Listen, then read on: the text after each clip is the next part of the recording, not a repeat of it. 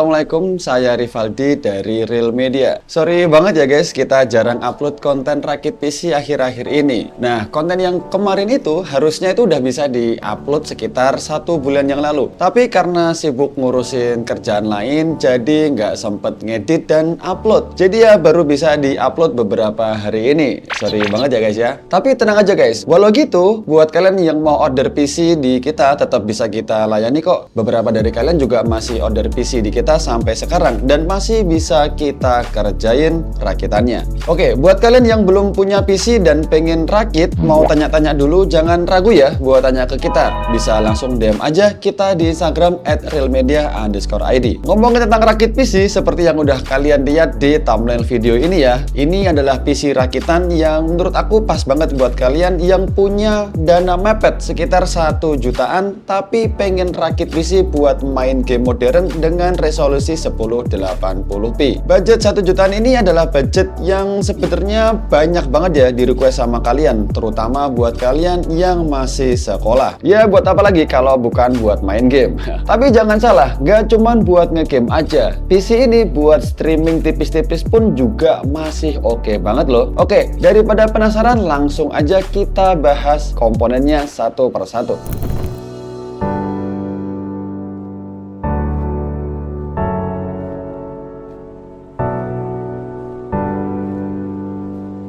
Yang pertama prosesornya. Nah, di sini kita pakai Intel Core i3 3240. Ini adalah prosesor generasi ketiga dari Intel dengan nama Ivy Bridge. Prosesor ini ditenagai oleh 2 core dan 4 thread dengan base clock di 3,4 GHz. Pakai prosesor ini sebetulnya cuman penasaran aja, apakah prosesor seharga 50 ribuan ini bisa dipakai main game gak sih? Selain murah, prosesor ini juga pastinya irit listrik. TDP-nya aja cuman 55 watt aja, sehingga aman banget buat kalian yang listrik rumahnya masih ada di 450 VA. Oke, selanjutnya motherboardnya. Buat mobonya, karena kita pakai Intel Gen 3 dan cari budget yang kire-hore, sudah pasti kita pakai seri H61. Di sini saya pakai mobo H61 bekas dari merek Amtron. Ya, walau dari merek yang kurang familiar, tapi setelah saya cek dan tes langsung di rumah, mobo ini masih aman banget dari fungsi dan dari fiturnya juga udah lebih dari cukup. Apalagi kalau lihat dari harganya yang cuman 100 ribuan aja, udah pasti makin worth it lagi untuk dibeli. Selanjutnya memori RAM-nya. Buat RAM sementara kita pakai 8 GB dulu karena ngejar budgetnya mentok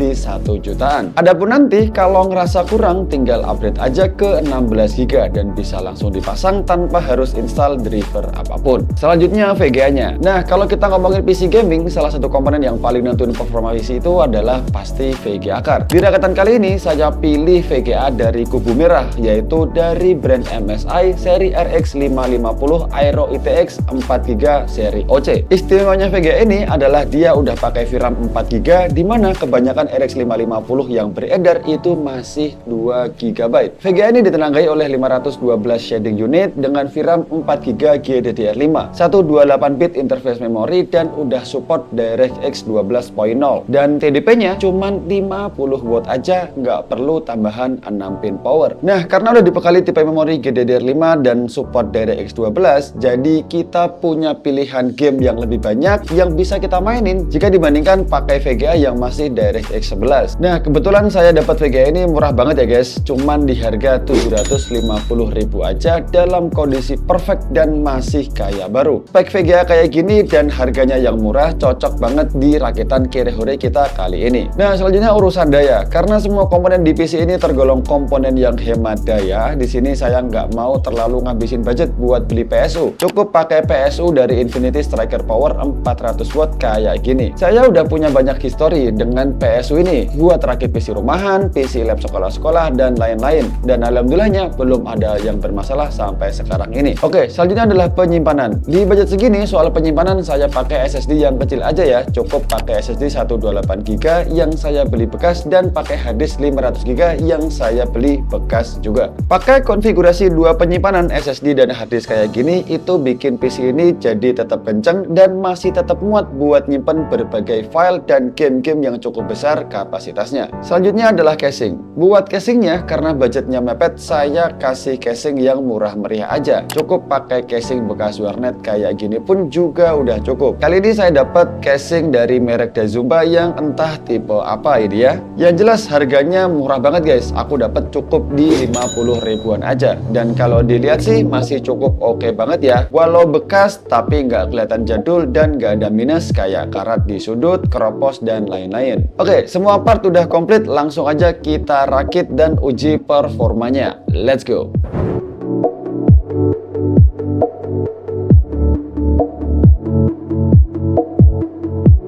Oke, yang pertama kita uji sintesisnya dulu pakai dua aplikasi ini ya. Yang pertama kita uji performa prosesornya pakai Cinebench R15 dan dapat skor segini.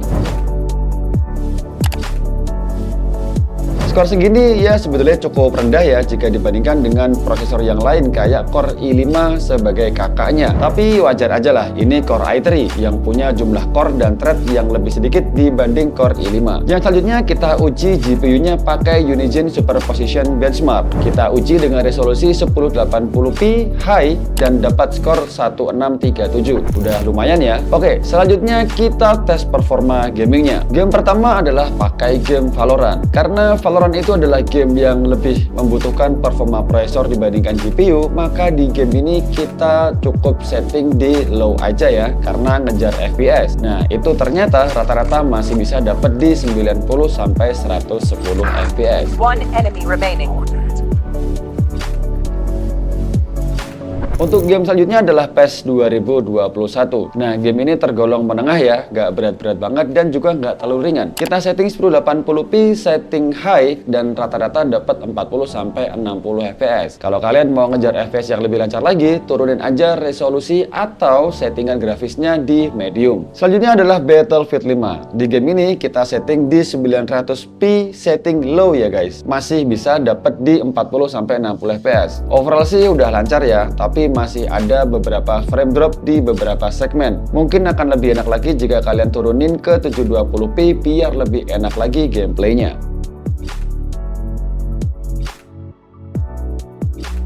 Selanjutnya GTA 5. Ini saya coba paksain di resolusi 1080p setting very high dan ternyata masih bisa jalan walau cuman dapat rata-rata di 30 fps-an aja. Dan jelas akan lebih lancar kalau kalian turunin settingan grafisnya di high atau ke medium sekalian.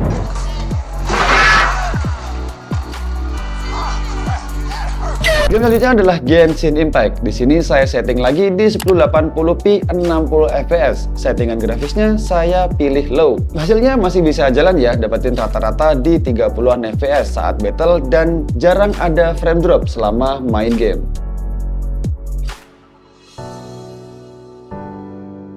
Selanjutnya adalah Tomb Raider Definitive Edition. Nah, saya setting di 1080p, grafisnya ultra dan masih bisa dapetin 70 sampai 80 fps di beberapa scene rame-rame kayak gini. Oke, game terakhir adalah Naruto Shippuden Ultimate Ninja Storm 4. Nah, di sini kita setting 1080p, setting high dan masih ngedapetin 50 sampai 60 fps. Selanjutnya untuk estimasi budget rakitnya bisa kalian lihat di tabel berikut ini.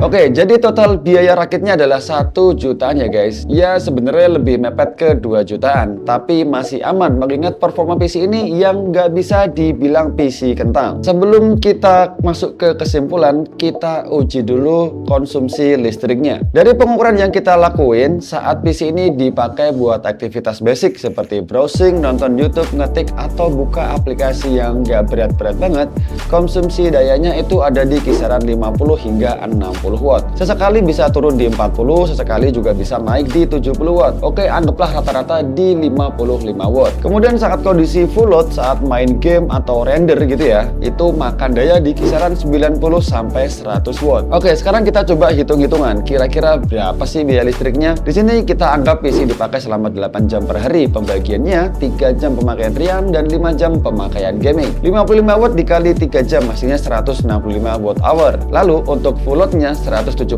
watt dikali 5 jam, hasilnya 475 watt hour. Totalnya 640 watt hour kita kalikan 30 hari selama 1 bulan ya, hasilnya 19.200 watt hour atau 19,2 kWh. Hasilnya ini kita kalikan 1.444 rupiah, hasilnya 27 ribuan rupiah aja per bulan. Oke, jadi bisa dibilang untuk PC gaming konsumsi listrik segini masih tergolong cukup hemat banget ya guys, cuman 27 ribuan aja per bulan. Jadi kalau kita lihat dari keseluruhan rakitan ini, dengan budget 1 jutaan aja kita udah bisa dapetin PC gaming yang surprisingly mantap banget performanya. Kombinasi i3 3240 dan RX 550 4GB dari MSI ini masih sanggup ngangkat banyak game di resolusi 1080p, terutama game e-sport dan beberapa game AAA di settingan yang udah disesuaikan. Konsumsi listriknya pun juga cukup hemat ya, cuman sekitar 27 ribuan aja per bulan untuk pemakaian rata-rata 8 jam per hari. Rakitan ini ngebuktiin kalau dengan budget terbatas kita masih bisa ngedapetin PC gaming dengan performa yang cukup mantap banget ya. Jadi buat kalian yang punya budget 1 jutaan dan pengen rakit PC gaming, rakitan kayak gini bisa jadi salah satu opsi yang paling realistis yang bisa kalian terapin di era gempuran harga part yang nggak turun-turun kayak sekarang ini. Oke guys, sekian dulu video kita kali ini. Buat kalian yang mau rakit PC kayak gini, bisa DM kita di Instagram @realmedia_id. Kalau kalian ada request konten apa lagi yang ingin kita buatin, tulis aja di kolom komentar di bawah. Jika kalian suka sama video ini, jangan lupa tekan tombol jempol ke atas dan subscribe bagi yang belum. Terima kasih telah menonton, sampai jumpa di video selanjutnya. Ayo, dukung anak sekolah punya PC di rumah. Wassalamualaikum warahmatullahi wabarakatuh.